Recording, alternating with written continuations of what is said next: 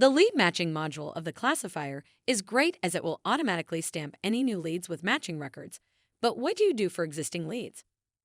We've created the backfill feature to help with this challenge. You can use it to select which leads you'd like to run the classifier for, so they too can be stamped with any related records. You could choose to run the backfill for records which have not yet been processed. Alternatively, you can custom select which records you'd like to be matched.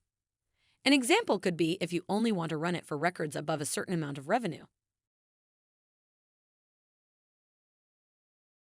Finally, you have the option to run the backfill for all records.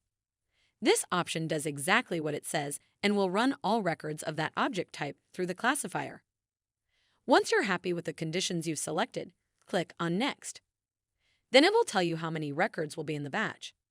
Click on Finish, and then any leads with matching records will be stamped. Once your lead matching module is up and running, if you want to know what's happening under the hood, there are classifier logs. Each module has their own logs section on the Distribution Logs tab. They store the records of every incoming lead, whether or not a match has been found. First, you need to be sure logging is enabled. This is done on the Distribution Settings tab. There is a drop-down menu available to decide how long you want to keep the logs for. Once this is done, you just click on Save.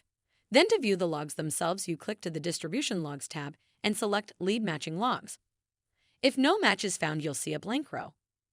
If a match is found, it'll tell you which objects it has been matched to, the rules that were used to make the match, and the confidence rating. If you're looking for something specific, you can also choose to filter your matches. Thanks for watching.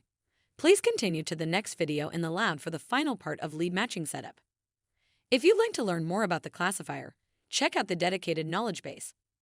I've included a link to it in the description.